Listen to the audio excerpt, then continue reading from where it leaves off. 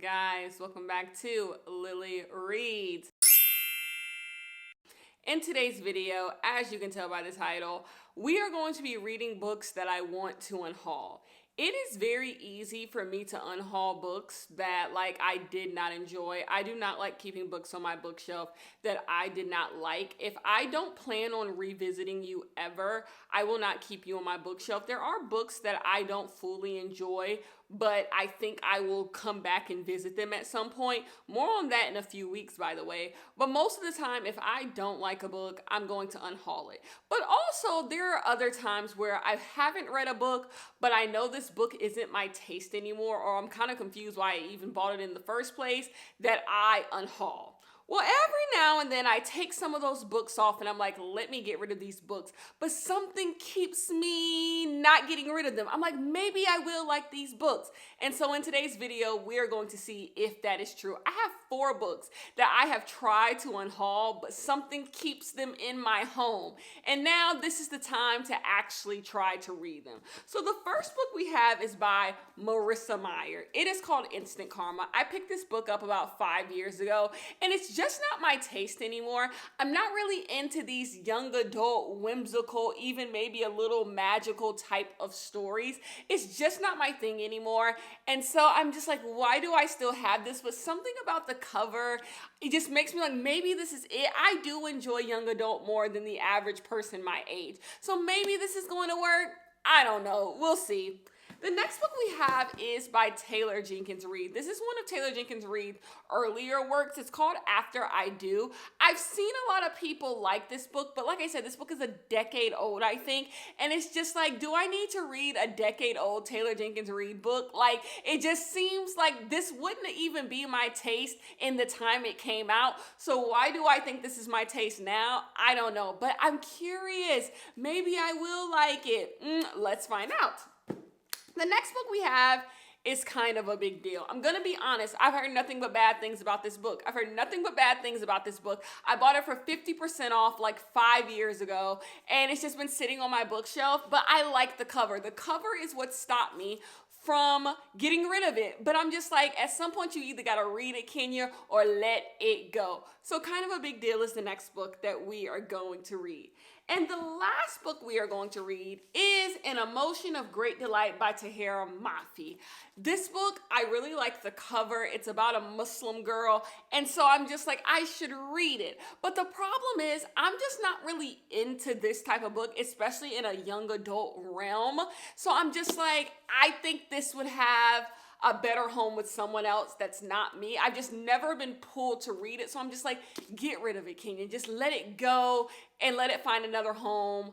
But maybe I'm wrong. Maybe this book changes my life. Maybe it's the best book I read. You just don't know. That's the thing about unhauling books that you haven't read. One of these books could be a 5-star read. One of these books could be the book that is just like, oh, thank God I read you. And you'll never know if you get rid of them, but you can't keep everything. You can't keep everything. And I want to curate a library in my home that is filled with books that I've loved or I liked or that I still want to be in conversation with. And also books that excite me to read, you know? And I don't know if these books do. So I am going to read these books and we're going to do a test. We're going to see, is the books that I want to unhaul without reading, am I doing myself a disservice or do I have good judgment? Like, girl, you could have let these go. Let's find out, okay? Also, I'm going to be dog sitting in this video. So shockingly, there will be a dog in this video.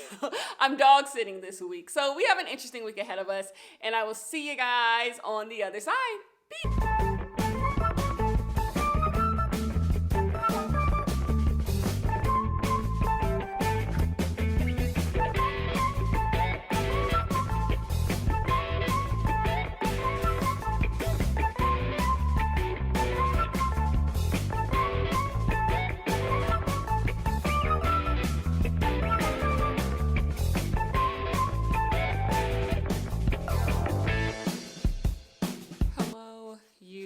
Guys, me and Prue are back from our walk. You can see she is right here.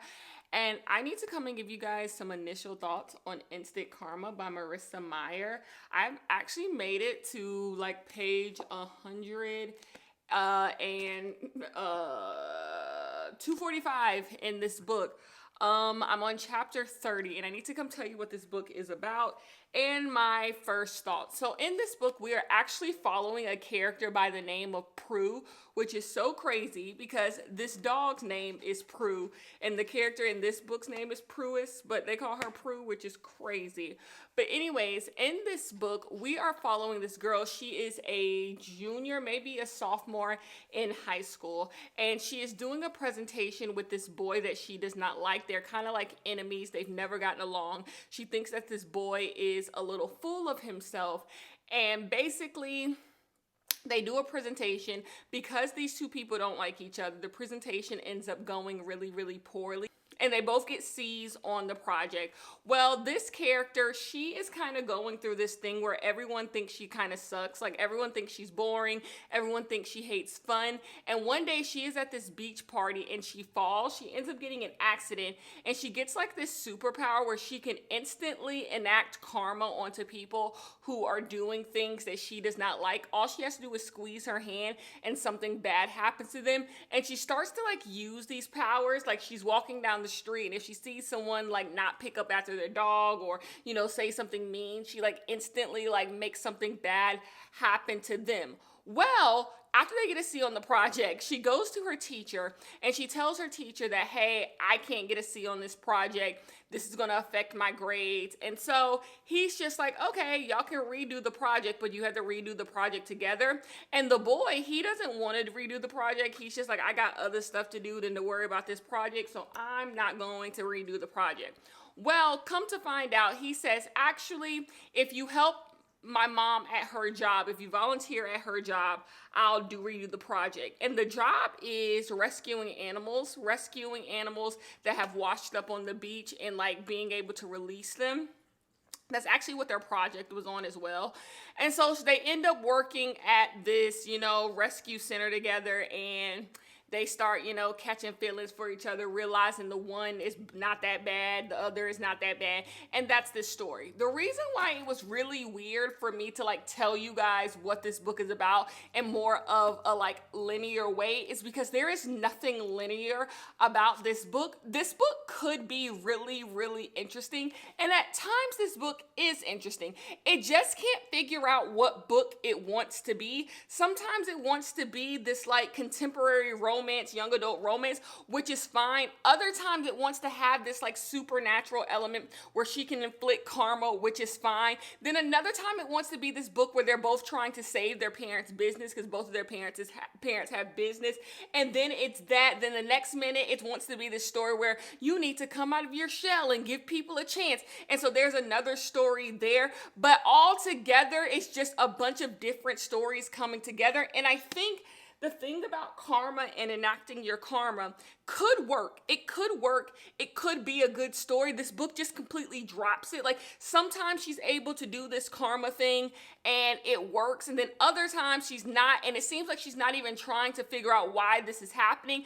I just think this book, like, it's readable. I keep reading it. It's a readable book, but it just has too much stuff going on with it for you to just be like, wow, this is blowing my mind. I don't really feel like I'm in it. And I actually, when it comes to young adult books, I like an unlikable main character, and our main character is very, very unlikable. So this book should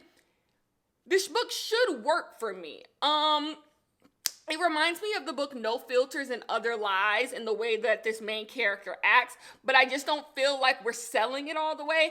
I'm real up in the air about this one. And another thing, this book is long. Like, not only does this book have almost 400 pages, but also like there's words on the page are also pretty small. This is a really, really long book for what this book is. And that goes back to where I just think this book needed some edits, and we would be okay. Anyways, I am going to finish this book, and me and Prue are just gonna chill out a little bit. Prue is the best dog in the world. She does not really bark. She will bark if you piss her off. She will bark at you, and she'll growl at you too. But mostly, Prue just be sitting back there chilling. Prue's birthday is about to come up in May. Prue is going to be 1 year old. So everybody say happy birthday to Prue. But yeah, she's just sitting back there chilling. She needs to get groomed, but that ain't my business because dog sitting. I'm dog sitting. But she's back. Say hi to the people, Prue. Say hi to the people. You can't see her eyes, but say hi to the people. She's just cute and adorable. She wants nothing to do with y'all. She wants to look out this window at all the kids getting out of school and walking home from the bus.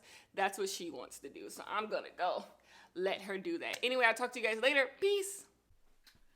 Hello, you guys. I have a problem. And what is that problem? That problem is dirty makeup brushes. I am embarrassed to tell you how long it has been since I have washed any of my makeup brushes. It has been so long. And I've had all of these makeup brushes out to wash them forever. But I need to go ahead and just wash them. So that is what I am going to do.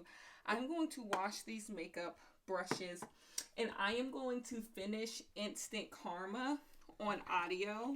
The audiobook is free on Libby from my library.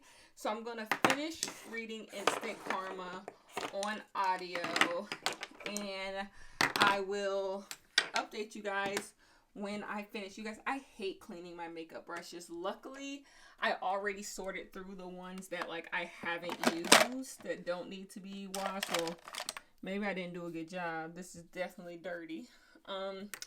I've already sorted through the ones that don't need to be cleaned. And then these are all the dirty ones. You get this many dirty makeup brushes when you don't wash them. So I'm going to wash all of these. And yeah, I'll take you guys with me while I do that, of course, you know, like B-roll style.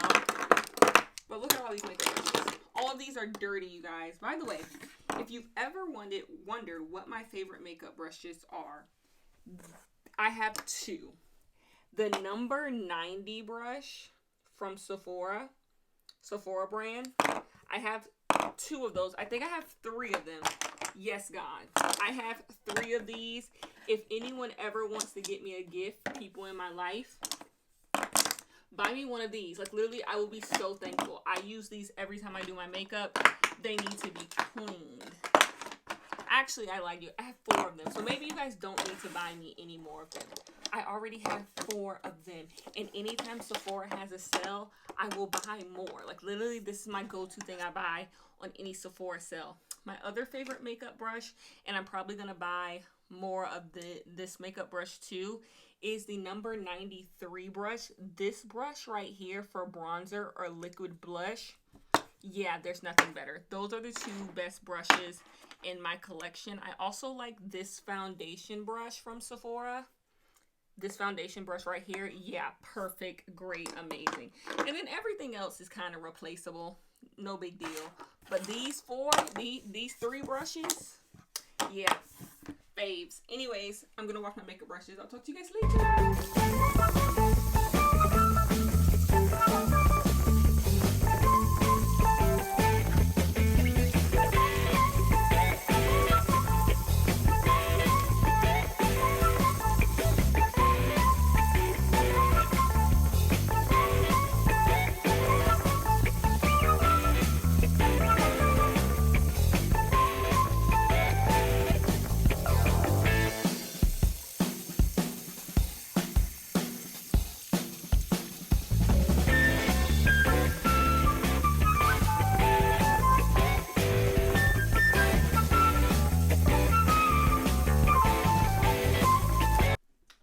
And just like that, they are all clean.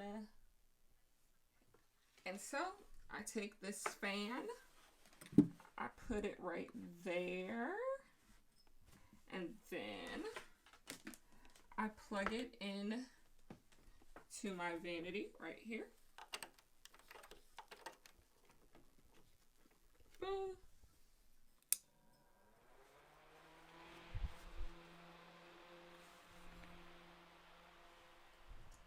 And I let them dry.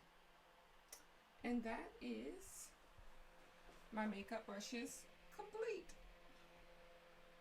Hello, you guys. It is the evening. I washed my makeup brushes and I need to come and give my final thoughts on instant karma. I was able to get a copy of Instant Karma. Can you see? Can we see? Instant Karma. You can kind of see.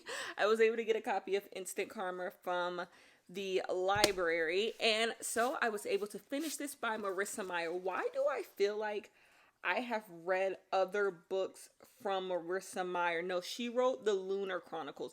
Do you guys remember the Lunar Chronicles? The Lunar Chronicles had a day on BookTube.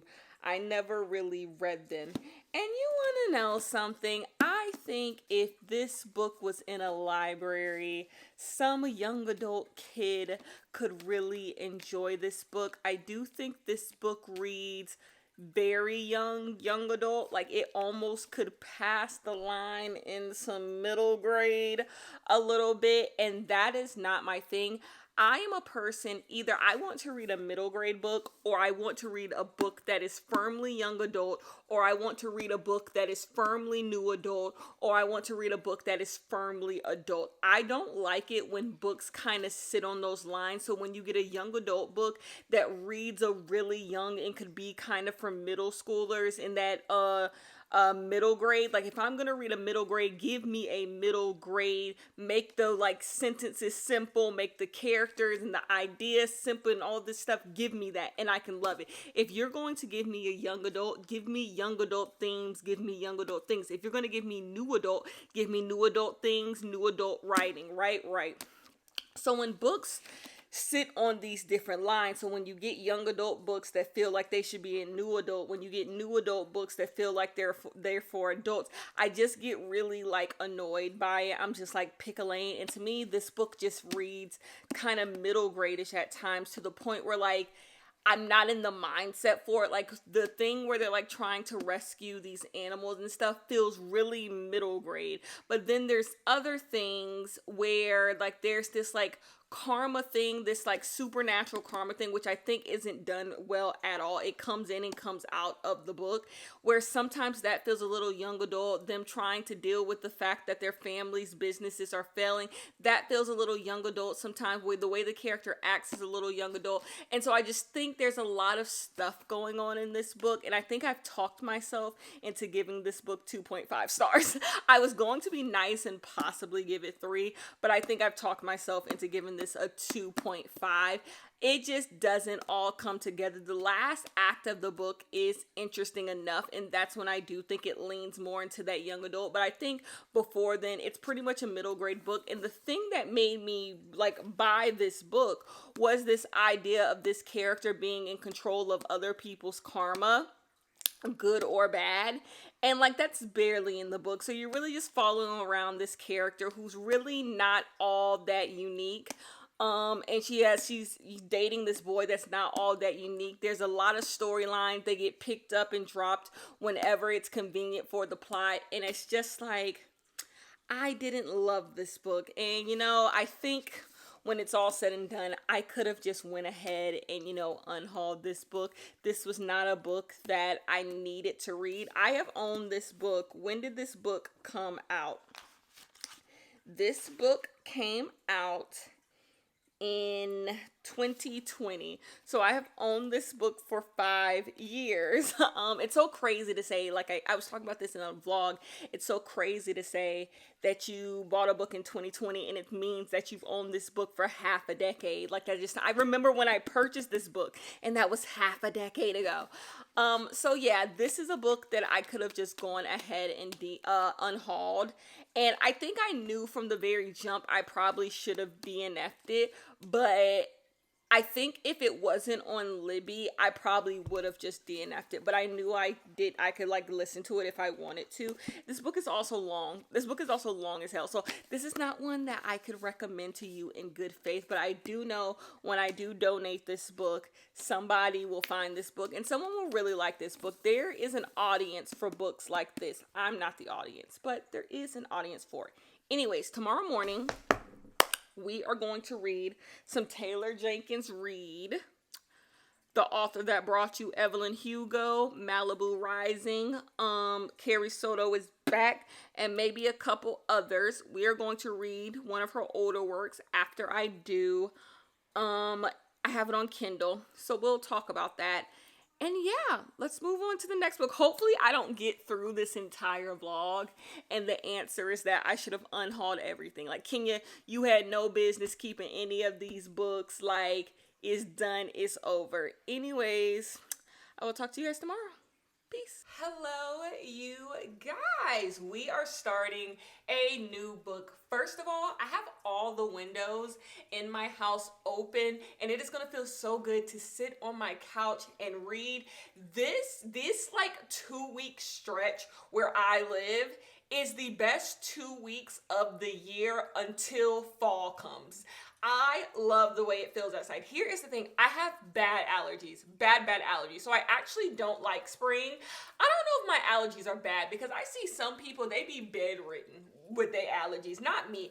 I just always just feel stuffed up all through the spring. It feels like there's water in my ear. My nose is clogged. It's just all bad. So usually during the spring, I can't keep my windows open even though it feels good outside because the pollen will really mess me up. Also, I hate bugs. I hate bugs. I don't care. You know, tree huggers, all of you, knock it off. I hate bugs. But there is this stretch that usually comes into February, early March, where I live, where like there's no bugs. It's not that hot.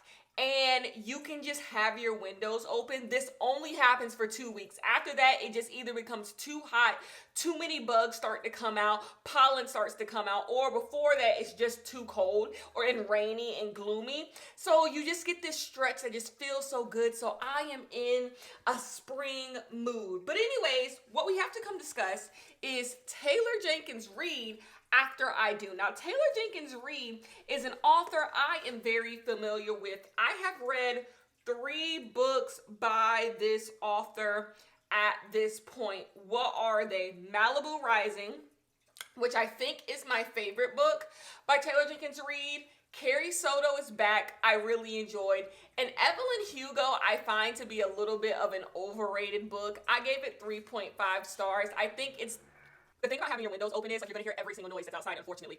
Anyways, Evelyn Hugo I found to be a little clumsy, not her best work, but a lot of people love that book, and I'm not shitting on nothing today. But there's a book on my bookshelf by Taylor Jenkins Reid that I've never gotten to, and it has been on my bookshelf for a long time. When did this book even come out? This is one of her older works, not really old, but it's an older one, I think. Okay, the copyright is 2014, so we're going way back. And the thing is, I just felt like there was no reason to go to Taylor Jenkins Reid backlist. That's why I was thinking about unhauling this book. I'm just like, is there a reason to go back and read old Taylor Jenkins Reid? Because I'm sure her best books are ahead of her. Isn't Taylor Jenkins Reid coming out with another book this year? Maybe, I don't know. But yeah, I feel like her best books are ahead of her. Taylor Jenkins Reid is actually one of the few authors that's been around the book space, like popular book space, that I actually think is getting better. Like, I think the more Taylor Jenkins Reid writes, the better her books are becoming. And so I'm just like, I don't need to read her old stuff. Like, I just think Taylor Jenkins Reid is just getting better. Anyways, I have this book. I literally have had this in so many unhaul piles, and something keeps bringing me back to it. Well, I have started reading this book. I made it to the 40% mark yesterday, and let me tell you what this book is about. In this book, we are following 2 characters. One name is Ryan, and the other one is Lauren, and they are in a bad space. Their marriage is in a really bad space, and they are getting a divorce. And we are basically reading through their divorce. They decide to have like a trial separation. They're going to separate for a year and see if they can find their way back to each other. In the beginning, we get like a quick summary of like what their relationship was. They've been together for over 10 years, and we go through, you know, the honeymoon phase. They get married, you know, all the good times, and then we slowly start to see the bad. And now we're just in present day where they are separated, and that's pretty much what the story is doing. So far, so good. So if I had to make a list of my favorite things in books, marriage stories is up there. I love a family drama. I love a marriage story, and I love mother-daughter dynamics. Not to be confused with mother dynamics. I do not like books about mothers. I do not like books where you are seeing someone be a mother, you're seeing someone want to become a mother. I don't like seeing people take care of their kids. That is not what I am talking about when I say I love mother-daughter dynamics. I like the tension. I like complicated mother-daughter relationships. I like the relationship. I don't like the mothering. I like the relationship between these 2 things. Same thing with a family story, same thing with a marriage story. I just like to see how these 2 things interact with one another. So I just really love a marriage story. I love a family story, and I love a mother-daughter relationship story. A toxic, put the word toxic in front of all of those, and I am here. So this is a marriage story, and I always knew that, and that was the thing that has stopped me from unhauling this book. So I'm just like, I should like this story. And you want to know what, you guys? I'm liking this book. This book is you slowly seeing these 2 people grow apart and realize that even though they had 10 years of good times, is that enough? Like, you know, you usually see people be like, we put in 10 years, so, you know, we got to put in a 10 more and 10 more after that. But this book is asking the question, like, what if those 10 years are enough? What if people are only supposed to be in your life for a certain period of time? And I also like when we go back in time and we see this relationship over the past 10 years, you see the small things that led to the big things. So the things that they didn't really like about each other in the beginning are the things that they despise about each other now. And I just love that about marriage stories. When people talk about despising people who they like are in community with, I just love it. That's why I love a family story, a marriage story, and a mother-daughter story. I like seeing a daughter say she doesn't like her mother. I just like that because I just think in the world that we live in, it's very normal to just be like, that's my family. But I like when a book talks about how, like, yeah, that's my family, yeah, that's my husband, yeah, that's my wife, yeah, that's my mama, yeah, that's my sister, and I don't like them, and I simply do not like them, and this is my reason. So I am enjoying this book. I will say the book does get a little 2014-ish. This book was written in 2014, and it does get a little 2014-ish, which is to me, it gets a little Lifetimey, it gets a little Lifetime, it gets a little made for television, a little too melodramatic, a little too sorrowful, and you know, it doesn't have any interesting things to say. Like I said, Taylor Jenkins Reid will become a better writer the more that she writes books, and this is Taylor Jenkins Reid earlier work. It ain't that early. I'm pretty sure if you like really thought about it, would this like be around the same? I don't know. Don't get me lying.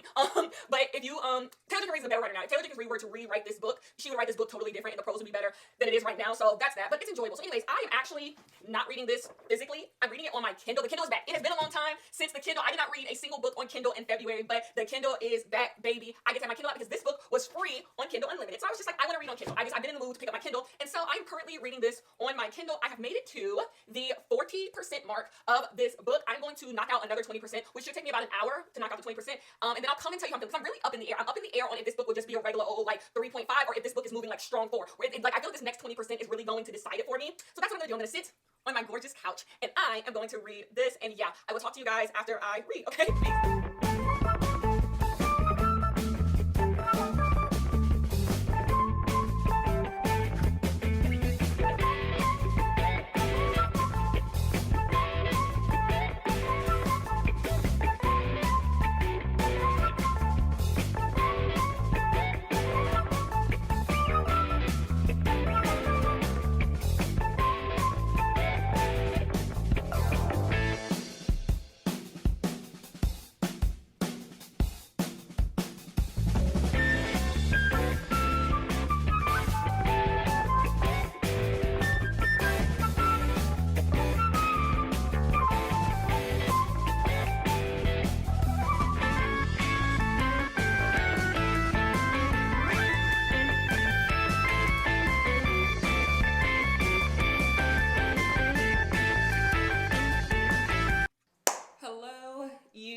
Guys, I have made it to where I wanted to make it in my book. I have read another 20% of this book, so I am now on page 200 of this book, and I like the direction this book is going in. Like I said, this book is not blowing my mind. It doesn't have amazing prose. The writing is actually on the weaker side, but there are just enough moments where I do think this book has interesting things to say about relationships and marriage and about life that I am appreciating. And like I said, I like the path that this book is moving towards. So I'm liking this. We're moving closer and closer to the 4 range. So that's good. We're at least, I think, going to get a 3.5 out of this, which I'm happy about. That means it was worth reading this book. Anyways, I have some chores to do. So the first chore I am going to do is water my plants. I have been a horrible plant mother. So I got this a couple of months ago. I got this houseplant food by Pure whatever, Plant Nutrition, this right here. And so I am going to use this. I think you're supposed to put like 2 lidfuls in. And so I'm going to do that. And I'm just going to water my plants. And then after I water my plants, I have to take Prue, the dog, on a walk. So we're going to go do that. And that's what I'm going to do. Then I'm going to go back and do some more reading. And yeah, I don't know how y'all do this dog stuff. The waking up in the morning and taking the dog out, I don't see how you guys do it. Unless you're like an early riser and you like already have to do that. I don't see how y'all do it. I don't. I really, really don't.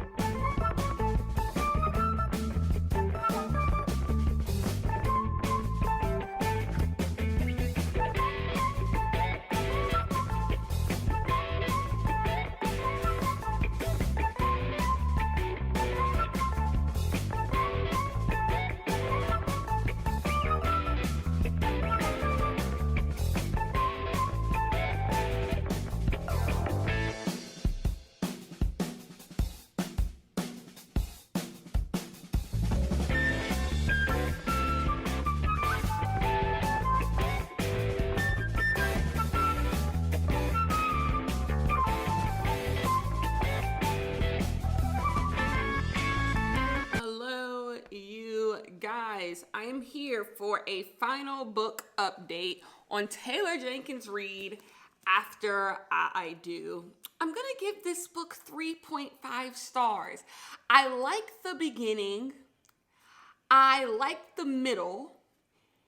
And I like the almost end, and then the ending kind of lost me.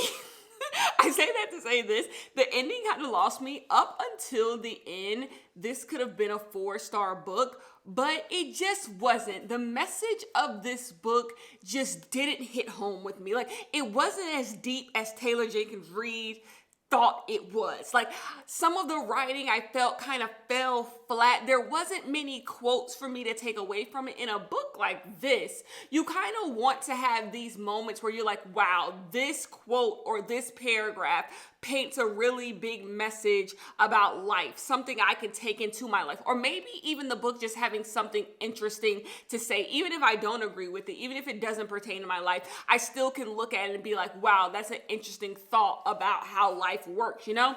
That really wasn't this book, but I do think overall this is an enjoyable book. But I'm gonna be honest, earlier this month I read the book The One We Choose, The People We Choose, The One We Choose, I don't know, by Julie Clark. It's up on the screen.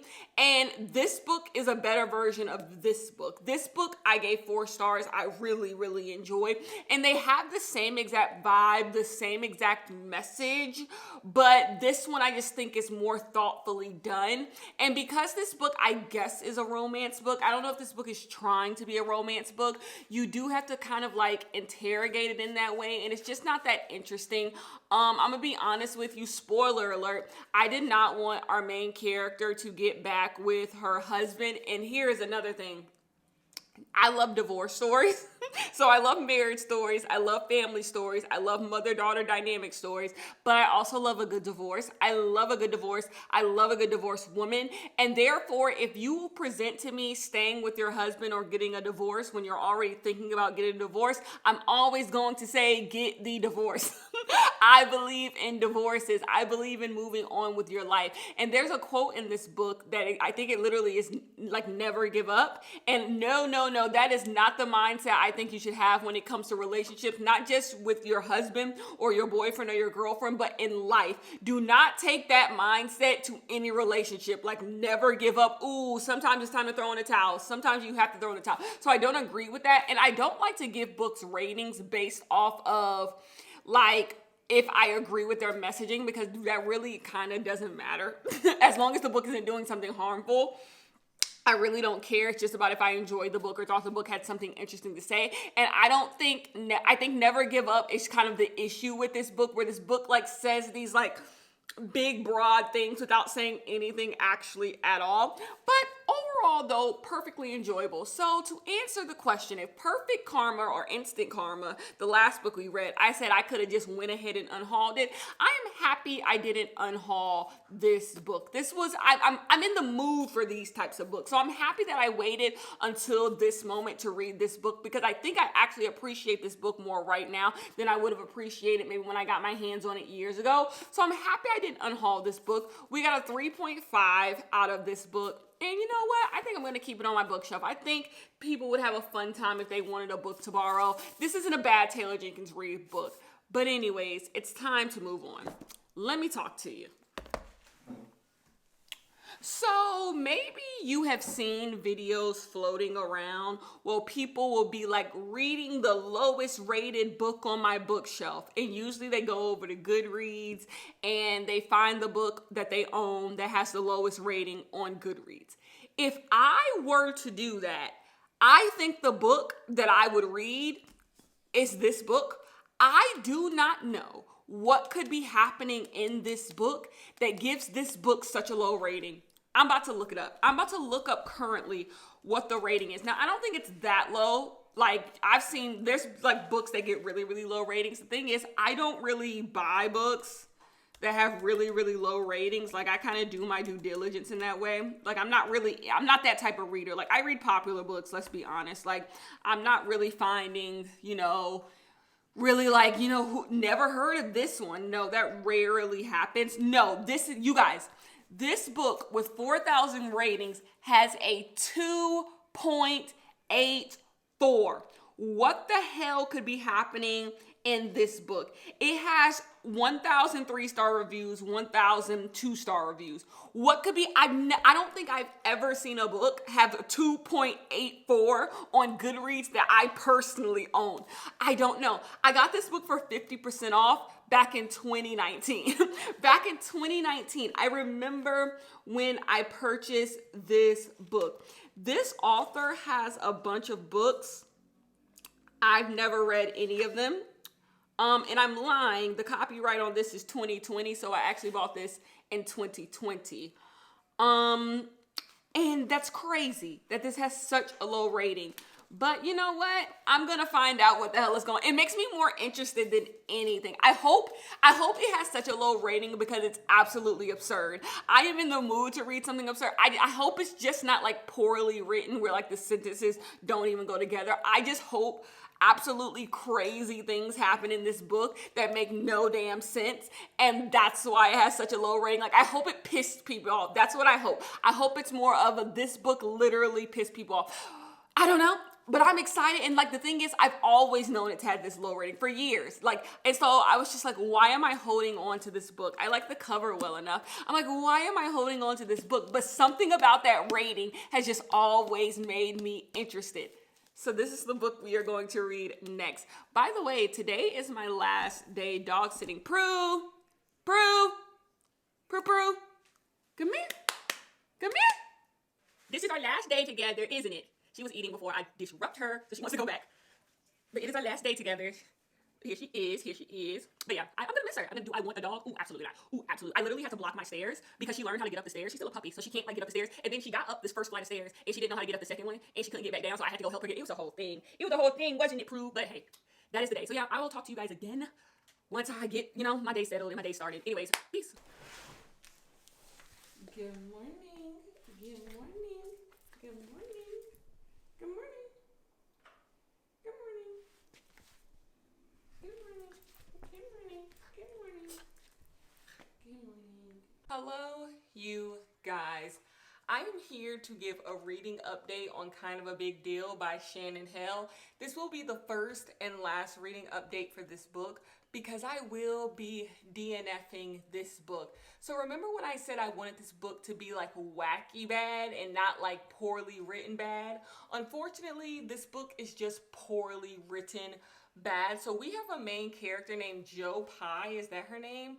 Josie Pye? Josie Pye. Her last name is not actually Pye. She has the last name of like her boyfriend. It's weird. It's a fake last name. She acknowledges it's a fake last name.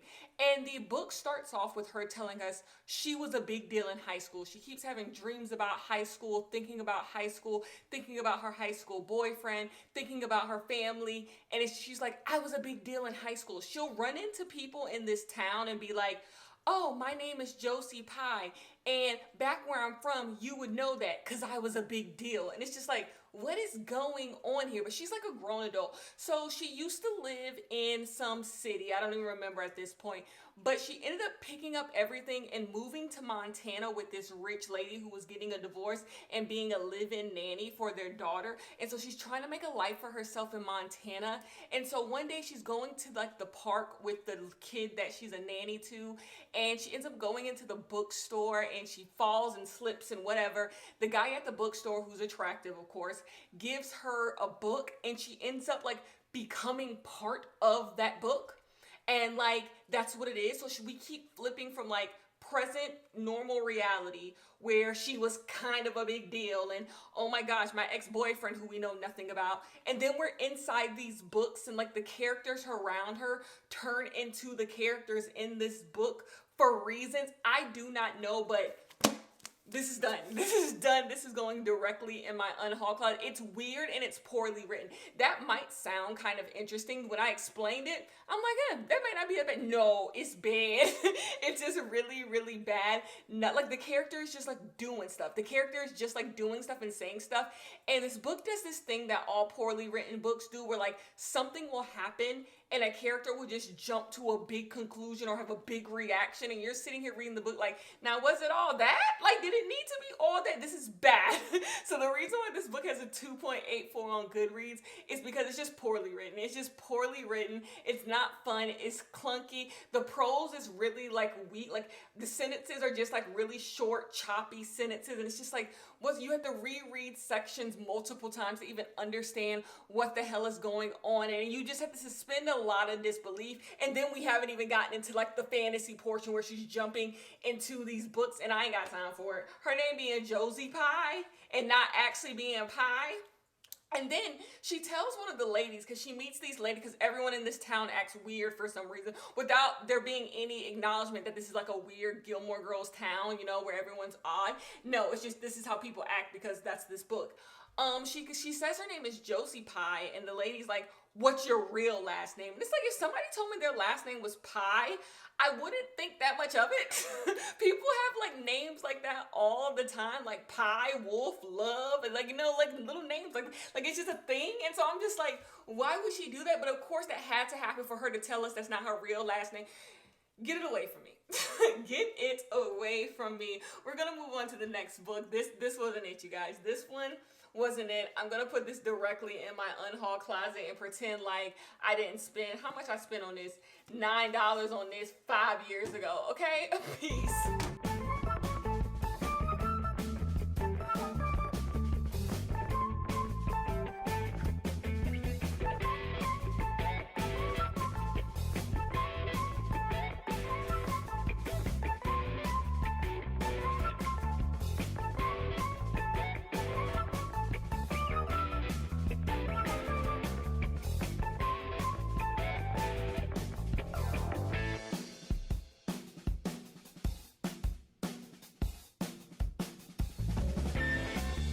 Hello, you guys. My dog sitting days are over.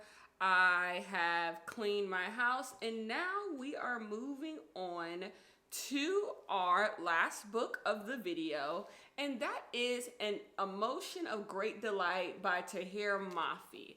Tahir Mafi has written some very, very popular books.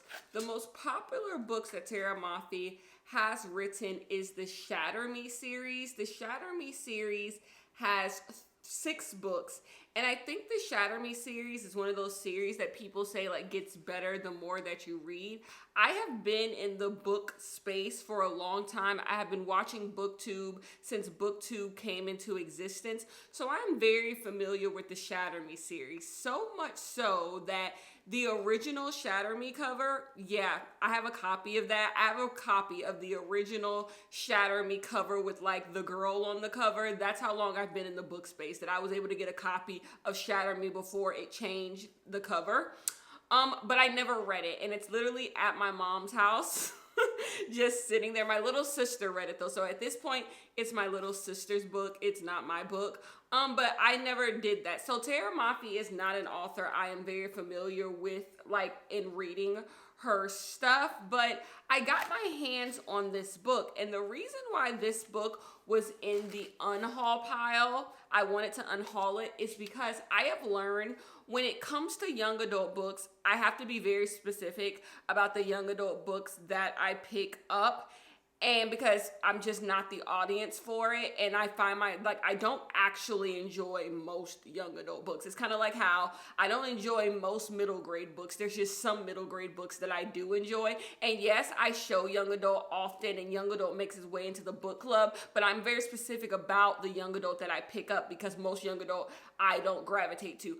And so when it comes to books like this, where it is a young adult book about some social issue or some type of politic, I don't really get much out of those books just because I'm not in the age range that those books are catered towards. They're catered towards young readers who are just learning about life and prejudice and politics and the way that life works and how people interact.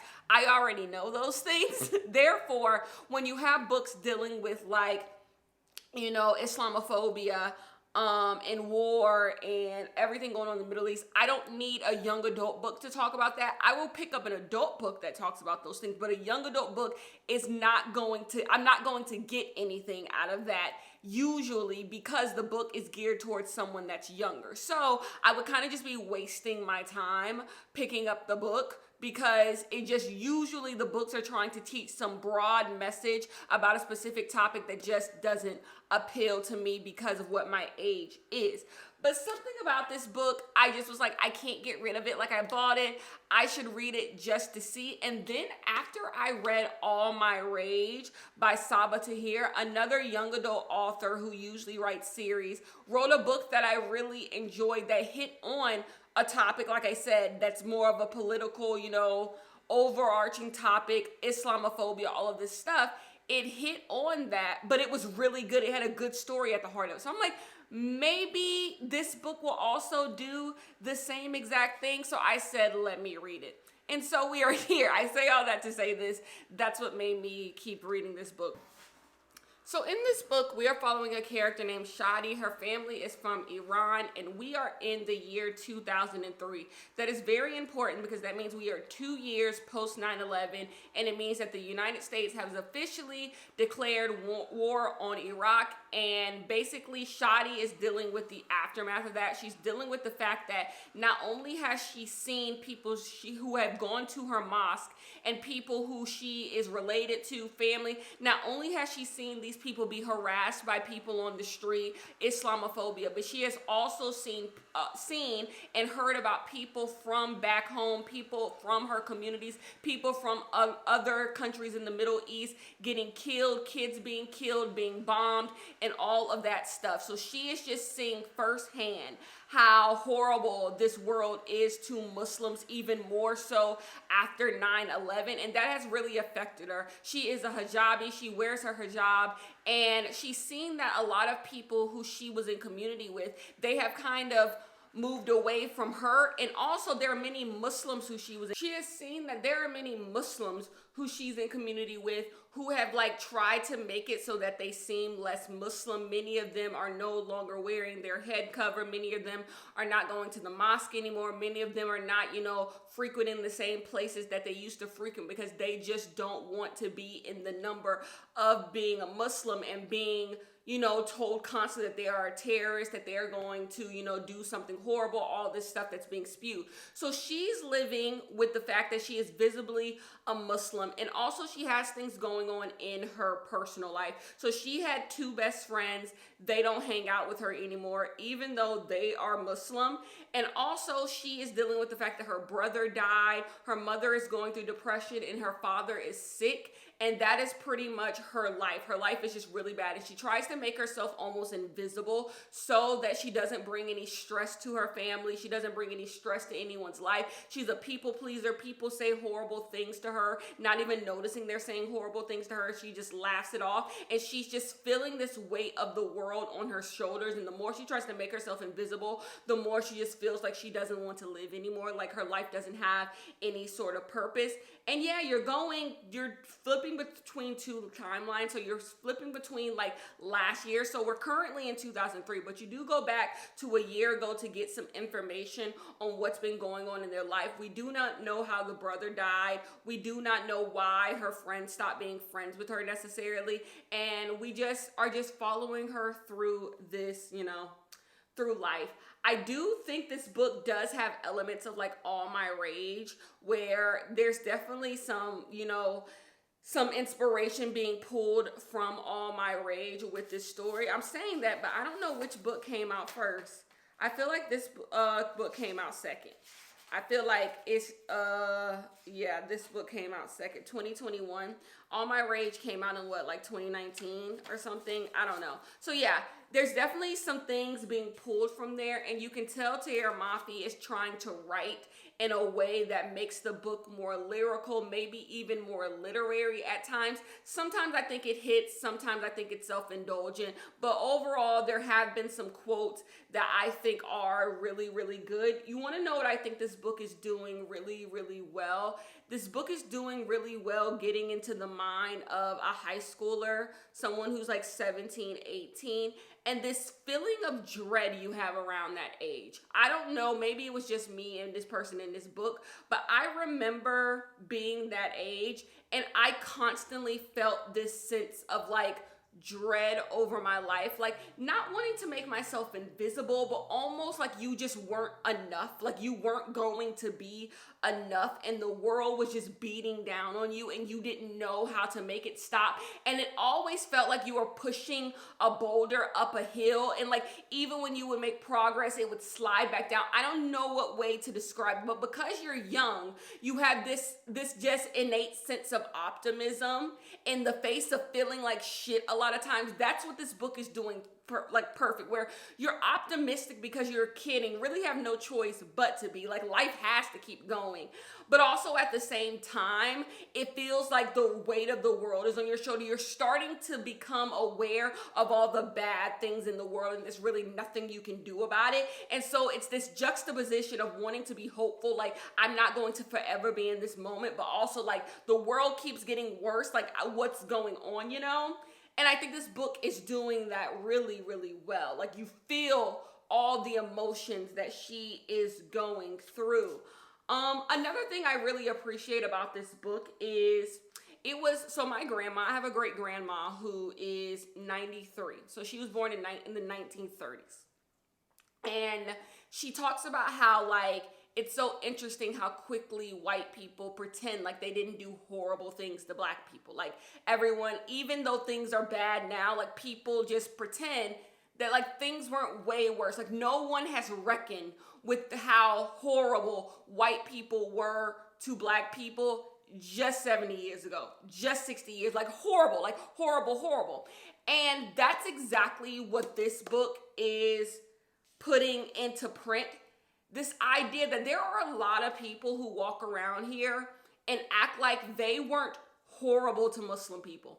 That they did not spend the early 2000s being horrible to Muslim people, saying horrible. It was okay to get on the evening news and be okay with the fact that children were being bombed, being okay with the fact that drones were dropping on these people's towns, being okay with the fact that people were being harassed in the airport, being harassed at school, being harassed in the workplace. Like people act like they weren't the ones doing this stuff. People just walking around every day acting like they weren't doing this stuff.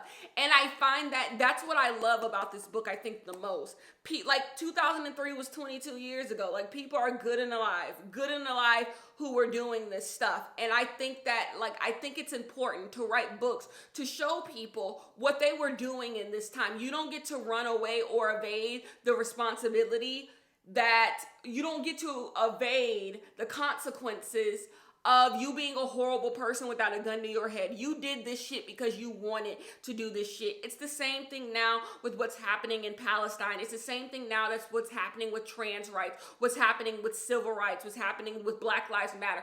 How people are going to sit here and act like they were not a part of this. They were not silent in the face of all of these horrible things happening to people, or we're not actively on board with these things happening to these people. And in 10, 15 years, you're going to look back and be like, whoa, what a time. Like, no, you were a part of this. This same thing goes with COVID. People not wanting to talk about COVID anymore. Like all of this stuff, you don't get to just not talk about what you did in this time, how you were silent in this time, or how you were part of the problem. So I think this book is doing a good job with that. So I'm going to finish reading this book. By the way, I think I'm going to keep reading, but I do think I'm happy with the fact that I didn't unhaul this book. We are looking at a high 3.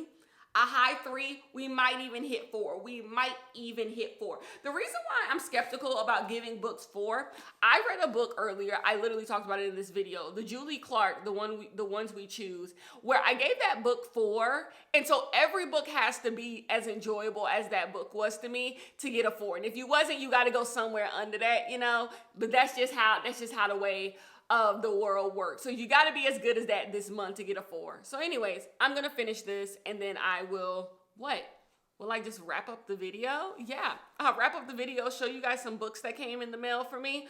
And that'll be the end of this one. Hello, you guys. First things first, I would just like us to ignore my hair. I just want us all to ignore my hair, act like it's not happening, because I need to come and wrap up this video. So this video was an experiment to see if the books that I haven't read that I deeply want to unhaul are worth reading. I think if you are somebody who buys a lot of books, you buy books and then they sit on your bookshelf for years, and then sometimes you're just like, I'm never going to get to this. I should get rid of it.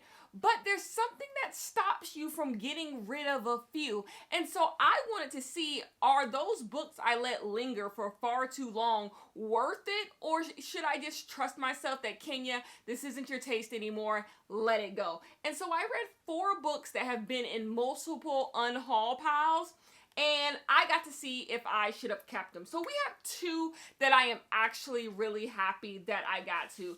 The first one is An Emotion of Great Delight by Tahira Mafi.